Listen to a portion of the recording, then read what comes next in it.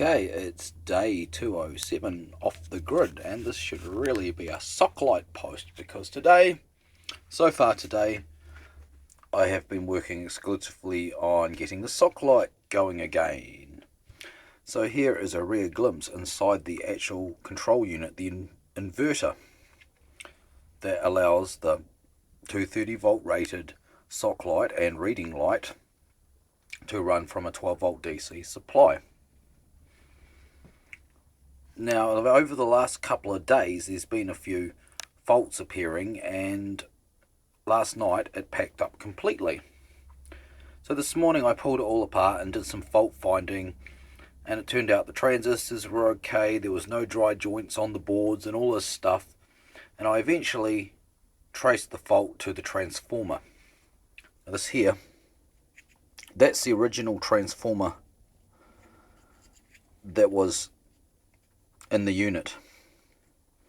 Came off a scrap board, and now in hindsight maybe that's why this board had originally been scrapped, because this transformer was intermittent, although it's worked fine up until now. But there's always been a little bit of a flicker from time to time in the reading light mode. Never in the Socklite itself, but that particular LED tube may have circuitry that sort of stabilizes the power. Anyway, so that's come out. And I had to do a bit because this was actually also the foundation of where the inverter board was kind of built on. So I replaced it with this neat little toroidal transformer that I bought from JCar, reduced to clear. It was only about $5. So it's got two 12 volt windings and two 120 volt windings. So over here is the 120 volt windings connected in series to make the 240 volts AC, which I need for the lights. And inside this side, you can see there's one winding there and one winding going in under there. Now, this is wired like a center tap, but because we're inverting rather than making a low voltage power supply, it's center fed. So from this terminal block, that's a switched 12 volts DC, which comes from the battery or the battery bank.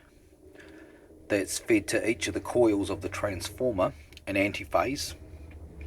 And those white wires are connected to the collectors of the transistors, and the transistors are under these screws here on the heatsink, but where those wires are connected is the collectors of the transistors, and the emitters are both tied to negative.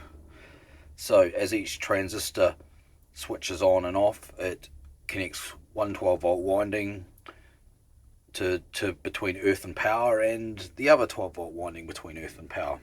So it powers up, and there's resistors cross coupled between the collector of one transistor and the base of the other. Don't know if you can see that well, but there's a little thin wire there that goes off to a resistor which is connected to the base of this other transistor.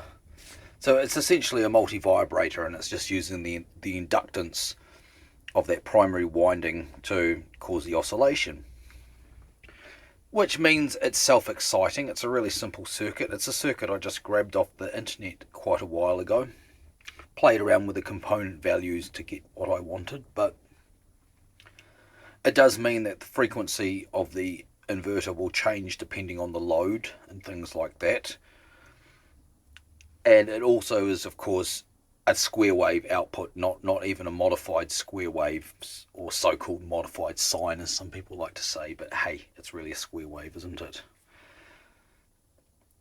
But this is a pure square wave. Well, I don't know how pure it is, but you know, it's a square wave, and so things that are connected to it have got to deal with that. Well, most LED bulbs do. I've also been able to upgrade too. This is the original LED bulb that I've been using in the reading light section of the Socklite, and this of course works in it. It's an old cluster type light, quite an old one. Got it really cheap from what I remember. But I'm now running this, I think it's a 3 watt click LED. No, 4 watts. Which seems to work all right. It's been running since we've been having breakfast. Oh look, you can see the funny undulations there in the screen. That's been running better part of an hour, no problems. nothing's getting warm. It's actually live at the moment, so you shouldn't really put your fingers on live things, but I'm wearing big fuck off gumboots, so and plus this is an isolated supply, so blah blah blah, but I don't recommend it. But yeah, this is working quite well, and I'm about to go and reinstall it back in the bedroom to be the Socklite. So I guess this is day 207's post, which is going to be another vlog. Hopefully this afternoon, although look at the weather out there. Not so great. There's a view from my workshop window. Not so great today. Probably have to start the Jenny. But hey, at least we're running out of July, so there won't be many more generator runs in July by virtue of the fact that July ends today. So you've just got to case this back up and go and connect, and it should be all good. And let's hope we get another year of trouble-free operation. As Giles Lavery once said to me, why do something properly when you can do it twice? And I've always agreed with that. I mean, that's the way you actually do things better, really. You throw something together to begin with, and then you have a second go at it, and then when you do the second go, you sort of get around all the mistakes you made the first time. So I guess this is kind of true in this. I haven't built a second Socklite inverter, obviously, but I've used a better transformer. It's mounted in a better way. I mean, this one here was just sort of hanging off, somehow hanging off like that, off this heatsink, off the wires of the transistor, and it was actually buffeted by this just sitting in the bottom there. You can see the outline of where the transformer and the board sit, and that was kind of cool because this helped suppress the buzz from this thing. But now, of course, I've just used a nice screw mount. There's a screw that goes through the bottom, and there's a little spacer, a rubbery spacer, made from yet another piece of that red insulation off those high current cables. So that's why I saved that insulation.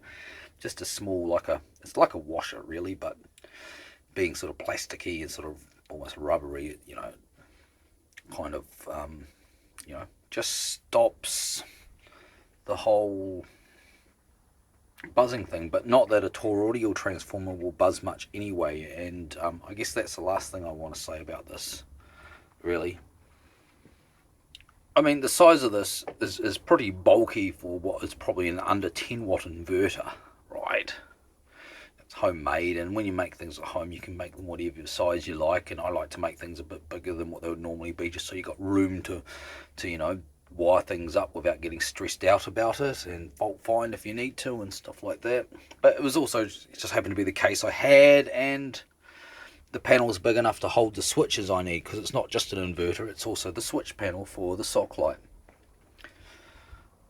Well, I could have used a commercial inverter because they're cheap enough, but you see this here, it's got no fan, makes no noise, hardly gets warm. So for the job, it's ideal. So there we have it.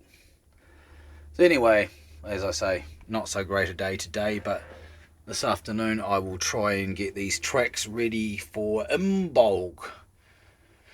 We're doing some overdubs on the day of Imbolc to a song which we actually recorded at Castle Point on the winter solstice, on the day of solstice, and a couple of days later I did some vocals up at the lighthouse on this very phone that I'm using as a camera at the moment, as it happens.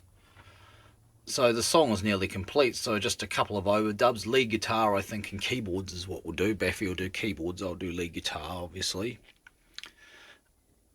And the song will be complete, and it will be our next so-called MySpace track. Well, really, Reverb Nation. Next Reverb Nation upload of Beltane, and that will be on, I can almost say for certainty, the 19th of September. We always try and do it on the 19th. So there we go. That's our Socklite. And yeah, so that's about it really. A glimpse inside it. Day 207 off the grid.